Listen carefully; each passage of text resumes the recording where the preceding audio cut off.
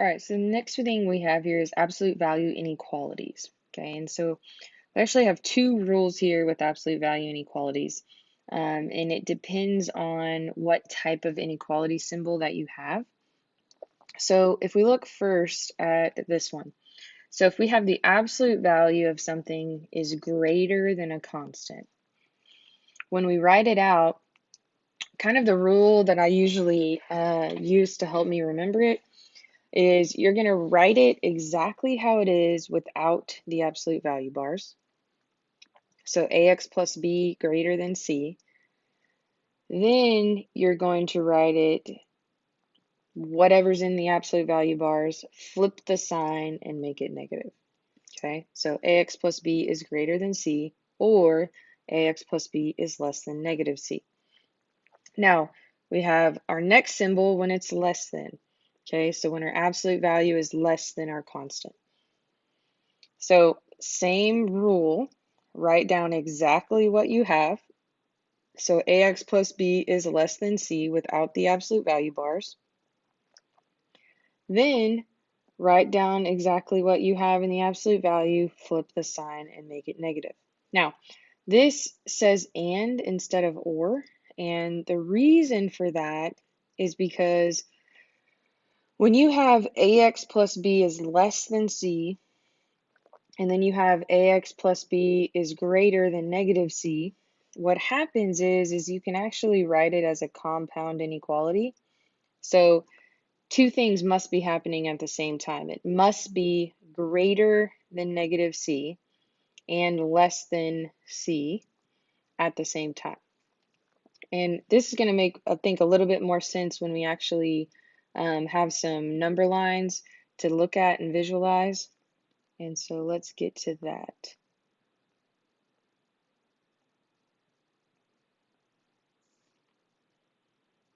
All right, so we're going to come down here. And the first thing that we always want to do is we want to isolate the absolute value, just like we did before. So we are going to subtract 1 from both sides, and we're going to get the absolute value of 2x plus 3 is greater than 5.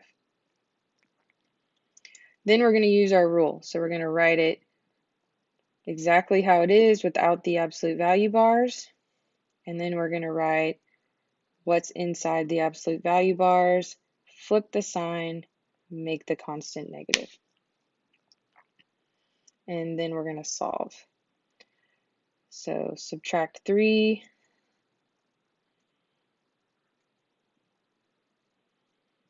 And we get 2x is greater than 2.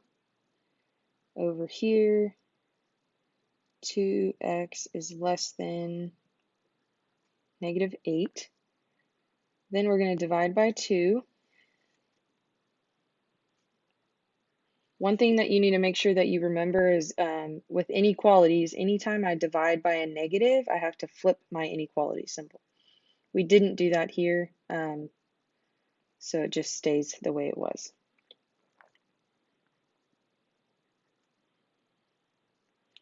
Okay, and you need to make sure that when you use that rule, it's when you're dividing by a negative, so that negative number has to be on the bottom. We have a negative, but it's on the top of our fraction. That doesn't count. All right, so then we need to graph this. So I'm going to make a number line here.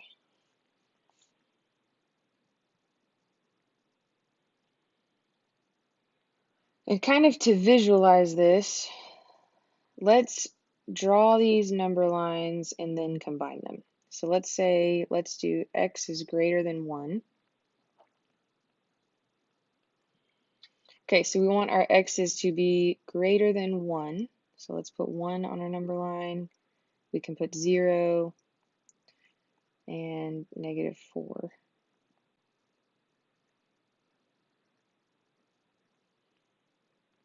All right, so if I'm going to do this, I have x is greater than 1. Okay, greater than means it's going to go to the right. Okay, so x is greater than 1. Now this is greater than, not greater than or equal to, so that means I'm going to put an open circle on 1 because 1 is not included in that solution set. I want all the x's that are bigger than 1, not including 1. You're going to have problems where what you start with has like a little equal to symbol underneath it. So let's say it looked like this. If it looked like that, then you're going to have that equal to in your answers, and you're going to have closed circles instead of open ones. All right, so then this next one is the x's that are less than -4. Okay, less than is going to be to the left, so that's the x is less than -4, and it's less than, not less than or equal to, so we're going to have an open circle. Now, what I want to do is I want to combine these onto one number line because that's going to show all of the possible solutions.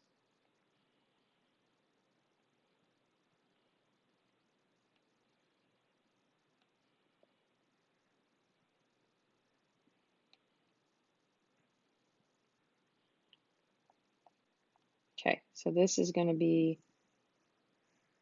my graphed solution set. And I would say that the x's that are greater than 1 or the x's that are less than -4, because both things don't have to be happening at the same time. All right, let's look at this next one.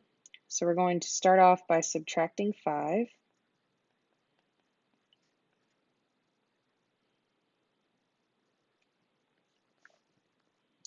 Okay, and then we're going to write it out, 3x minus 1 less than 2. Then we're going to flip the sign and make it negative. And then we can solve.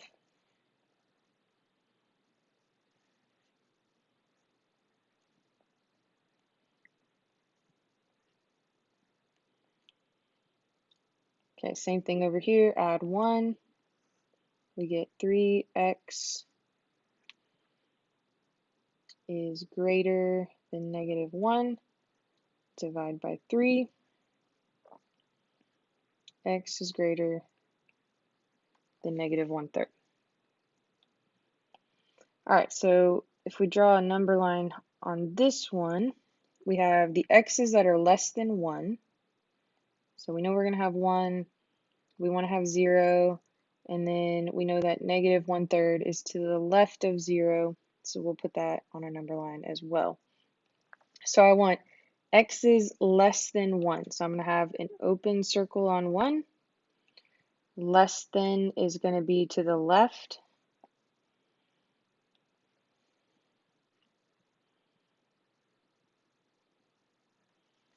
Okay, then the next one. And if you're having trouble with less than and greater than, the symbol that looks like an L, if I popped it up, so this one here looks like an L when I pop it up, that's the less than. So you can think of it that way.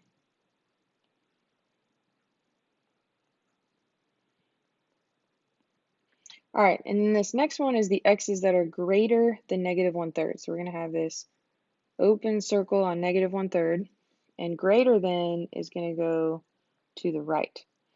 So what we see here is there's actually this section of the graph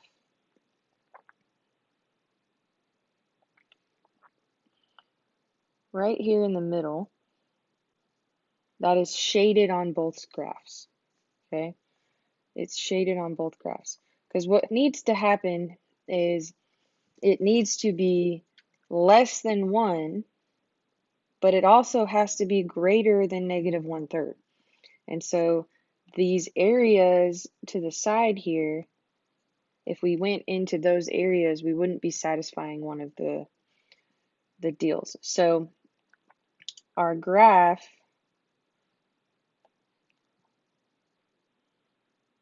needs to look like this. So we need to have open circles, and then our shading needs to be in between those two circles.